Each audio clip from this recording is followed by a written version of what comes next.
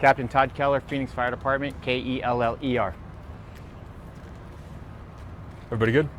Yeah, I'm good. Good? Cool. Good. Yeah. So I guess any update you got for us right now?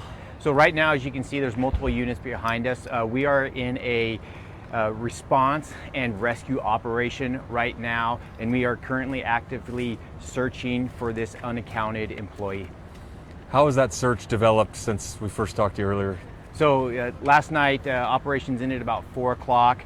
I can tell you that we have activated our emergency management team, and this is the perfect situation why we'd use this in a huge incident like this. That means we're going to be having our urban search and rescue teams out here, that our dogs are going to be activated. As you can see, that our drone is up, and we are currently searching for this individual. Talk to us about the safety concerns for you and your crew. Yes, absolutely. That's a great question. So the safety concerns is, this is a partial roof collapse right now, so we are worried about secondary collapses. So we are working alongside structural engineers, our partners, our stakeholders, to make sure that our members are safe to go inside. Like I told you, that our dogs for the urban search and rescue are going to be coming back to the scene like they were here yesterday, and they will be searching this structure also.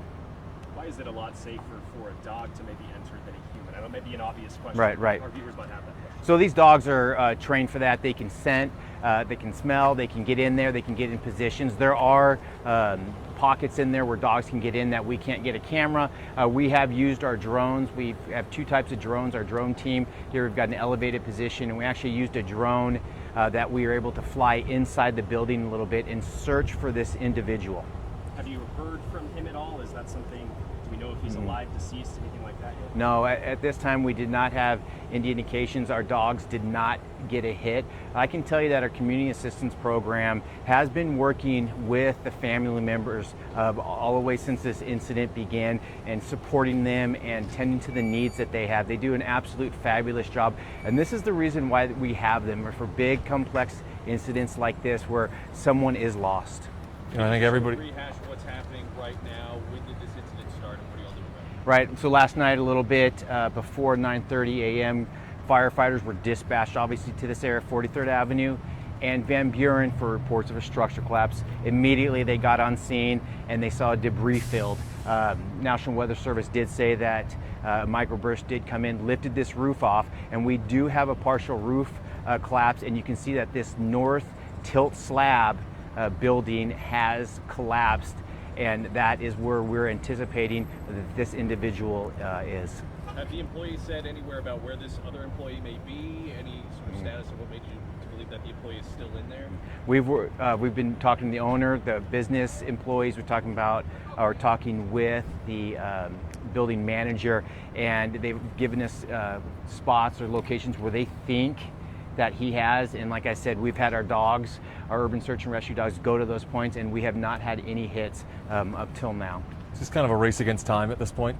Absolutely. I mean, this happened about 9:30 last night, so we're over 12 hours. But I can tell you, we will be out here as long as it takes. Like I said, we are working with structural engineers, our partners, to get heavy specialized equipment in here to remove this and make it safe for our firefighters to go in and search this building. Yes, sir. Captain, can you talk about just how powerful that storm was and the damage you've seen around this area? Yes, we have, and I can tell you that along with our fire marshal, the Phoenix Fire Marshal, in collaboration with emergency management team, they are assessing those buildings right now for structural integrity, and they are going to mitigate those risks. Do we know anything? Operation this size? So last time so the emergency management team is set up for big complex incidents. We set up for the Final Four of the Super Bowl, big incidents like this, structural collapses. So what that does, it just allows us to operate at a higher level, and we can get a response, or we get units responding here quickly. It's a great effective tool, and this is a perfect example of why we use an IMT. Do you know anything about the worker, the age? Does he have a family? I can tell you that it is a male. I'm going to reiterate because it's so imperative that our community system programs, they do a fabulous job. They have been working with this family the entire time that this incident kicked out. They were kicked out with our initial dispatch because we knew this was going to be a very dynamic. There were were talking with the family members here on the other side of the building earlier this morning, I wanted to ask you a question that they brought to our concern, which is they were upset that it's taken this long to potentially make entry.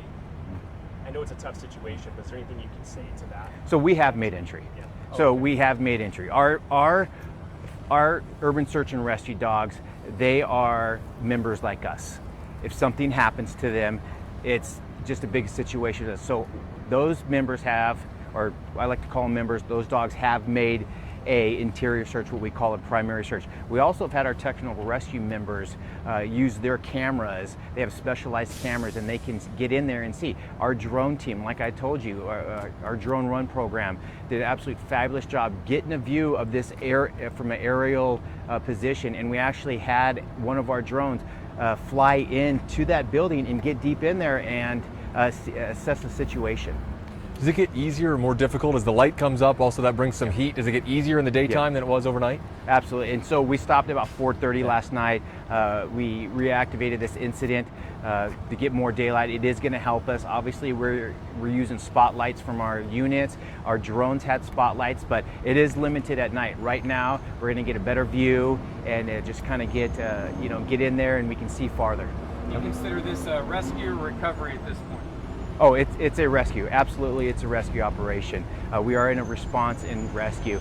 And the complexity of an incident like this, it does require a larger response. So we are going to be working with our stakeholders, our other partners, and getting that specialized equipment in there so we can stabilize this incident and get in there and find this individual.